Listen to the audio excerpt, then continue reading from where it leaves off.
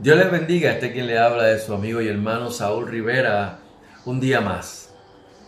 Una pregunta, ¿cuánto les gusta comenzar el día con el pie derecho? Señor Padre, en el nombre de Jesús, te presentamos, Señor, esta grabación, nos presentamos delante de ti, pidiendo dirección de tu Espíritu Santo, que sea quien nos guíe, quien nos enseñe, quien nos muestre lo que tú quieres enseñarnos en esta hora. Permite que me hables a mí primero para que yo pueda expresar lo que en una ocasión me diste para escribir, para que otros pudieran también beneficiarse y gozarse también de tu palabra. Todo esto lo presentamos y te lo pedimos en el único nombre que es sobre todo nombre, en el nombre poderoso de nuestro Señor y Salvador Jesucristo. A Él sea la gloria. Amén. Comencé preguntándole, ¿cuántos comienzan o cuántos les gustan comenzar con el pie derecho? ¿Cómo tú comienzas el día? Te levantas por la mañana y haces un sinnúmero de cosas. En esta mañana yo voy a hablarte acerca de un tema a ti como iglesia y luego le hablaré al inconverso, al que no ha conocido al Señor, al que no ha nacido de nuevo. El tema de hoy es la armadura de Dios, tema que mucha gente ha escrito, ha hablado con respecto a él. Así que hablemos acerca de la armadura de Dios. Estos son un tema con unas pequeñas enseñanzas. No voy a pretender hacer una teología ni tampoco un exégesis de esto. Efesios capítulo 6, verso 13 es el texto donde podemos encontrar acerca de la armadura de Dios. Dice, por tanto, tomad toda la armadura de Dios para que podáis resistir en el día malo y habiendo acabado todo, estar firmes. Así que vuelvo y pregunto, ¿cómo comenzamos el día? ¿Cómo comenzaste el día? Es interesante ver aquí que el apóstol Pablo no le dice al cristiano que se acuerde de hacer tal o cual rito religioso para comenzar el día con el pie derecho. Cuando él le está escribiendo a la iglesia en Éfeso, primero les exhorta a vivir una vida digna de la vocación con la que fueron llamados. Efesios capítulo 4, verso 1. Le da unas reglas de conducta por el Espíritu Santo para que velen en ellas. Eso lo puedes buscar en el capítulo 4, verso 2, hasta el capítulo 6, verso 9 de Efesios. Ahora bien, cuando procuramos ocuparnos en nuestra salvación con temor y temblor, sabiendo que Dios produce en nosotros así el querer como el hacer por su buena voluntad, como dice en Filipenses 2:12, tenemos que tener bien presente que es por Él, por su gracia y misericordia, y es en Él. Así que todo comienza con Él y en Él. Las fuerzas, la fortaleza y el poder para comenzar el día no vienen de ti, no vienen de mí, no vienen de nosotros, sino de Cristo, de su Espíritu. El apóstol Pablo sabía eso muy bien, por lo que comienza recalcando dicho principio que lo vemos en el verso 10. Por lo demás, hermanos míos, fortaleceos en el Señor y en el poder de su fuerza. Como nota aparte, para los que gustaban son fans de estos superhéroes, para que sepan, los superhéroes no conocen este principio. Aún al que llamaban Superman, lo mataba la kriptonita. Cada mañana al rayar el alba, la misericordia de Dios se renueva, porque su fidelidad es grande. Búscalo en Lamentaciones capítulo 3, verso 23. Es de generación en generación como lo dice el Salmo 119, verso 20, y le rodea, como dice el Salmo 89, verso 8. Y cuando conocemos eso, podemos acudir ¿a quién? A Él. Al abrir nuestros ojos y pedirle que su fuerza nos fortalezca y nos dé fuerzas. Cuando Goliat, el gigante Goliat filisteo, desafió al rey Saúl y a su ejército, al ejército de Israel, nadie osaba enfrentarse a ese gigante, y no era para menos. Este individuo medía más de 9 pies de altura, casi 10 pies de altura, pero había un jovencito, tal vez más pequeño que cualquiera en el ejército de Israel. Su nombre, David. David no le temía al gigante.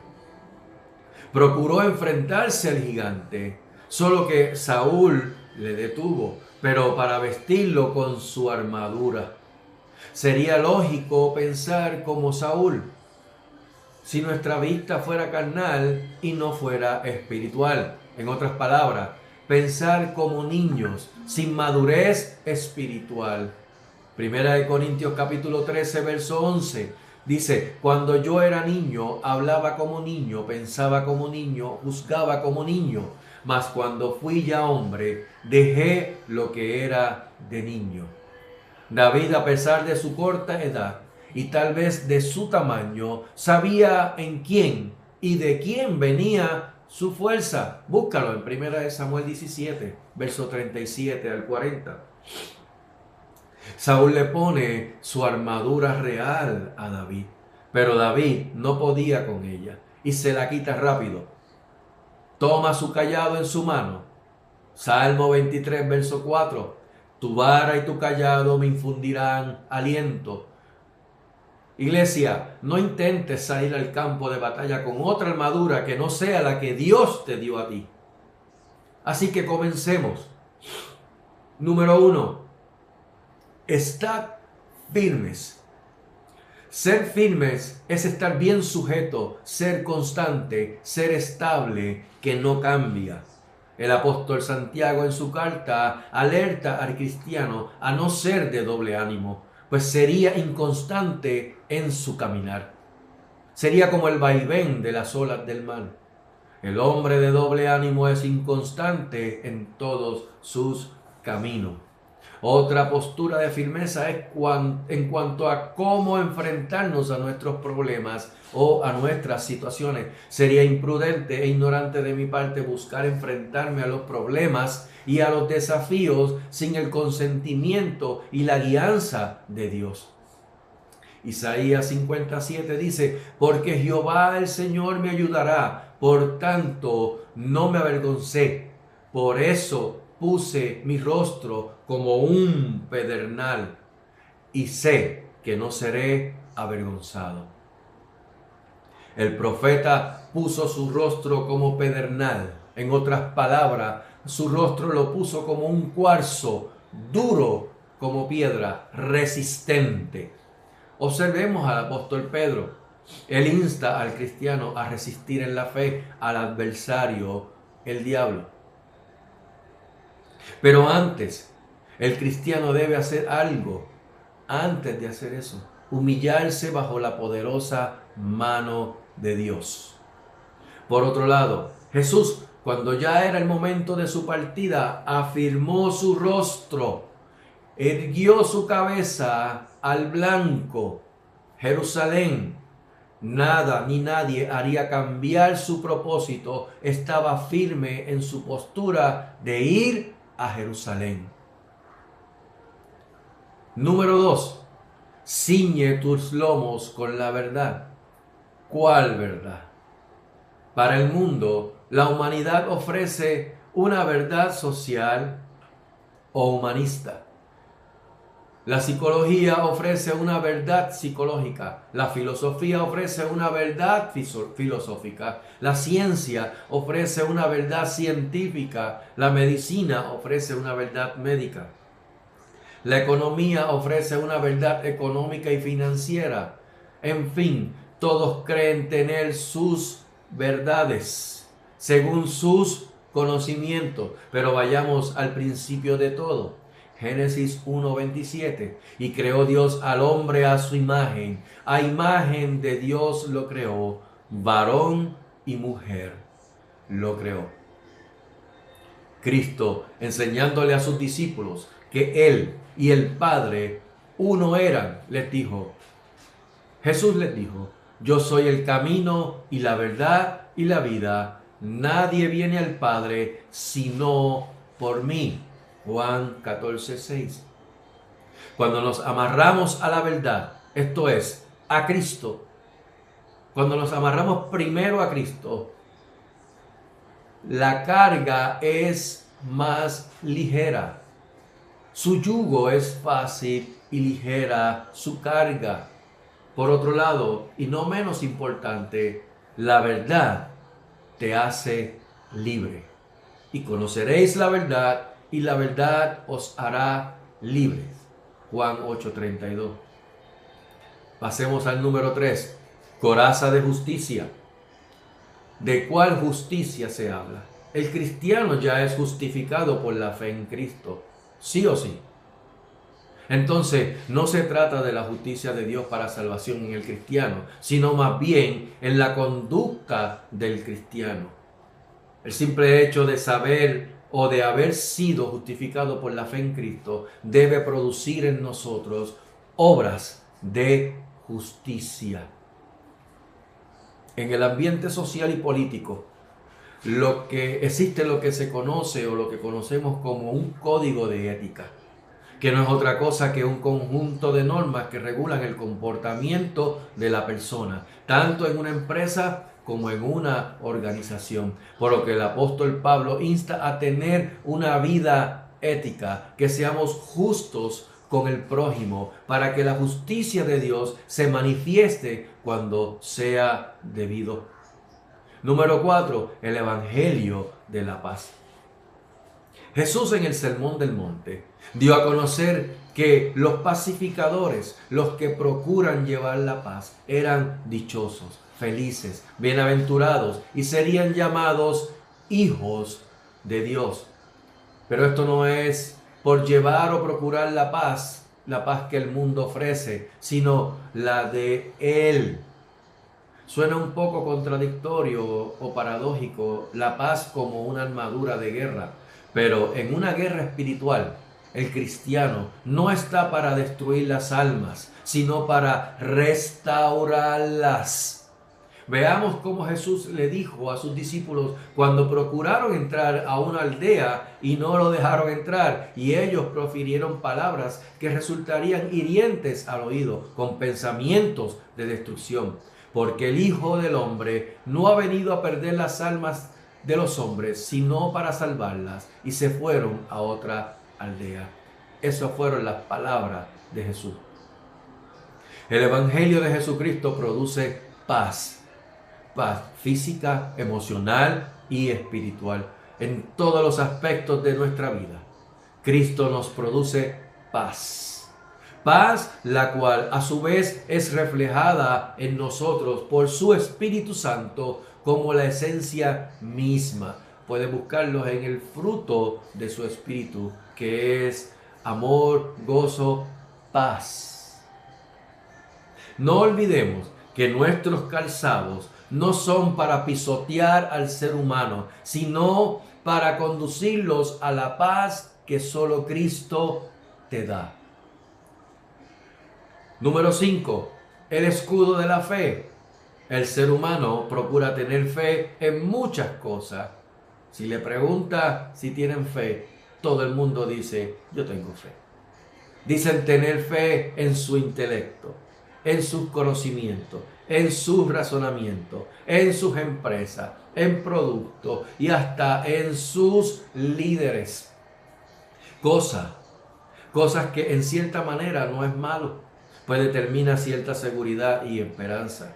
Y como criaturas de Dios que somos, a su imagen, Él nos dio la inteligencia y el uso de la razón para determinar lo que beneficia y lo que perjudica, lo que es bueno y lo que es malo. Pero el ser humano sin Cristo es esclavo del pecado. Romanos 6:6. Y el pecado, querido amigo, acarrea muerte. Porque la paga del pecado es muerte. Romanos 6:23. Tal vez alguno dirá, bueno, yo no fumo, no bebo, no soy un asesino o un psicópata, yo no adultero, etcétera, etcétera, etcétera. Y tal vez sea cierto, pero esas cosas no son pecado. Esas cosas son consecuencias del pecado. El pecado, querido amigo, es simplemente desobedecer a Dios, a su palabra, a la escritura. El apóstol Santiago lo resume de esta manera: y al que sabe hacer lo bueno y no lo hace, le es pecado. ¿Dónde está eso? Santiago capítulo 4, verso 17. En Efesios 2, del 1 al 2 dice: y Él os dio vida a vosotros cuando estabais muertos en vuestros delitos y pecados, en los cuales anduvisteis en otro tiempo, siguiendo la corriente de este mundo, conforme al príncipe de la potestad del aire, el espíritu que ahora opera en los hijos de desobediencia. ¿Por qué hablar todo esto? La Biblia dice que sin fe es imposible agradar a Dios. Eso lo vemos en Hebreos 11:6. Y la fe que agrada a Dios es la que es puesta en su Hijo Jesucristo, como lo dice en Hebreos 12:2. Puesto los ojos en Jesús, el autor y consumador de la fe. Y cuando eso sucede en nuestras vidas, la ponemos por obras, por su Espíritu, quien nos las da.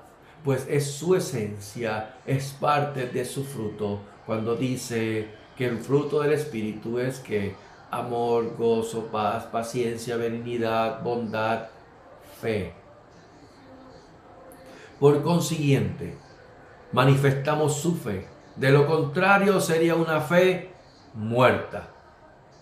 Esto me lleva al punto número 6, el yelmo de la salvación. Cuando no nos protegemos con el escudo de la fe, lo primero que se nos descubre es la cabeza. Bajamos la guardia, bajamos el brazo que sostiene el escudo y por consiguiente dejaste al descubierto tu cabeza. En otras palabras, descuidamos nuestra fe. ¿Qué sucedería si al bajar el escudo de la fe no tuviéramos el casco en nuestras cabezas? El yelmo de la salvación. Podrías recibir, ¿sabes qué? Una herida mortal, una herida de muerte. El blanco más vulnerable y preferido del enemigo del cristiano, el adversario, el diablo, que el Señor lo reprenda, ¿sabes qué es? La mente. En ella revolotean innumerables pensamientos, sean para bien o sean para mal.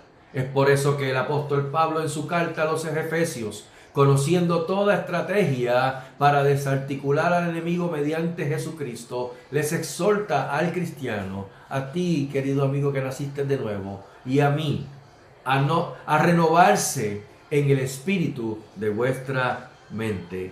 Búscalo en Efesios capítulo 4, verso 23. No existe otra o ninguna otra salvación fuera de Jesucristo. El escritor a los Hebreos, en el capítulo 5, verso 9, hablando de Jesucristo, revela que es Él el autor de eterna salvación, porque en ninguno otro hay salvación. Esto me lleva al punto número 7, la espada del Espíritu. En esta parte de la armadura no se necesita interpretación, pues la misma Biblia lo da. Y como dice el jíbaro puertorriqueño, más claro no canta un gallo. Dice la Biblia que la espada del Espíritu es la misma palabra de Dios. Una de las características de una espada, ¿sabe qué es? Es que además de ser puntiaguda para penetrar, tiene dos filos. En otras palabras, que cuando penetra, abre surcos para ambos lados. Corta para allá, corta para acá. El escritor a los hebreos, tocante a la palabra de Dios, expresa lo siguiente: porque la palabra de Dios es viva y eficaz, y más cortante que toda espada de dos filos, y penetra hasta partir el alma y el espíritu y las coyunturas y los tuétanos, y discierne los pensamientos y las intenciones del corazón. Tanto el escritor a los hebreos como el salmista nos revelan por el mismo espíritu que tanto los cielos como el universo mismo fueron creados por la palabra de Dios. Por otro lado, cuando Satanás, que el Señor lo reprenda, quiso tentar a Jesús, tergiversando las escrituras, la estrategia, la logística que usó Jesús fue la palabra de Dios como arma contra él. No lo que pensemos o no lo que ideemos según yo es lo que funciona, lo que será efectivo, sino la palabra de Dios. ¿Por qué? Porque escrito está, y Él es el verbo, Él es la palabra. Satanás se equivocó usando la palabra, porque Jesús es la palabra. Juan 1:1 dice: en el principio era el verbo, y el verbo era con Dios, y el verbo era Dios. Y por último, y no menos importante, número 8, orando en todo tiempo, con súplica en el Espíritu. ¿Qué es para el cristiano la oración? ¿Hay algún protocolo? Podría llenar este espacio de preguntas que nos viene a nuestra mente, pero una cosa es clara: la oración para el cristiano es lo que para el cuerpo es el oxígeno. No se puede vivir sin oxígeno, no se puede vivir sin la oración. El salmista expresa que es una oración constante. Tarde y mañana y a mediodía oraré y clamaré, y Él me oirá. Él oirá mi voz. Salmo 55, verso 17. Aunque es imposible pretender que estemos de rodillas todo el tiempo, sí es posible orar sin cesar. Orar es hablar con Dios. No es simple palabrería o vana palabra. No es nada repetitivo. Es conversar con Dios, hablar con Dios. Moisés hablaba con Dios, o más bien, Dios hablaba con Moisés como hablaba cualquiera con su amigo. Es interesante ver cómo muchas personas, a la hora de realizar o resolver algún asunto, lo último que ponen en sus listas de cosas, si es que la ponen, es orar. Así que cuando oramos, debe entenderse que el cristiano debe tener toda la dependencia o total dependencia de Dios. Hacer lo contrario a eso, simplemente dejarlo para lo último, o ya que no tengo otra alternativa, déjame orarle, déjame rezar el Padre Nuestro, a ver si Él me escucha y puede hacer una obra en mí. No se engañe. Hacer eso, déjame realizar todo, y si por casualidad se tranca la cosa, entonces oro a Dios para que me saque de apuro, cuando debería ser lo primero en nuestra lista de cosas. En una guerra, el soldado que se distrae y pierde la dirección del que lo comanda está expuesto a morir irremediablemente. En la batalla espiritual no se puede luchar sin estar en una comunión con Dios directa, comunión con el más alto, comunión con el Altísimo. Hay un pastor que voy a mencionar un nombre, pastor y escritor, Gerardo de Ávila, pastor cubano. Él expresó lo siguiente en uno de sus libros que voy a citar. Dijo, la vida de comunión es vida de oración. La comunión, aún sin la oración formal, es efectiva. La oración formal sin comunión es un ejercicio fútil, en otras palabras, insignificante. Tanto de principio a fin. La importancia de la armadura del cristiano es para que se mantenga firme ante ¿qué? Ante la adversidad, ante las acechanzas de nuestro adversario, el diablo. Que el Señor lo reprenda. ¿Para qué? Para resistir en el día malo y habiendo acabado todo, estar firmes. Como yo he mencionado en algunas reflexiones anteriores, y resumiendo las expresiones del apóstol Pablo en su carta a los Efesios, hay una expresión en latín que recoge este sentir de la armadura de Dios en el cristiano, y es la frase o la expresión coram Deo. Coram Deo significa, o vivir coram Deo significa vivir toda la vida en la presencia de Dios, bajo la autoridad de Dios y para la gloria de Dios. Iglesia, cada día que te levantes por la mañana, no te levantes apresuradamente buscando lo que vas a hacer para llevarte para ir al trabajo, sin antes hablar con Dios. Pídele al Señor, pídele a Dios que te vista con toda su armadura, para que pueda reflejar el fruto de su espíritu durante el día, para que, habiendo acabado el día, haber resistido y estar firmes. A ti, querido amigo y a querida amiga, que no has tenido la oportunidad, o tal vez has visto la oportunidad pero no la has querido aprovechar. Si no has hecho el paso número 1 para poder tener esto de la armadura de Dios, que es arrepentimiento, si no te has arrepentido de haberle dado la espalda a Dios, si no te has arrepentido de haber sido ignorante ante el llamado de Dios a tu vida que has hecho o que Él ha hecho tal vez por muchos años, como lo hizo conmigo por muchos años, que yo ignoraba y rechazaba la voz de Dios. Y hoy te dice, si oyes hoy su voz, no endurezcas tu corazón.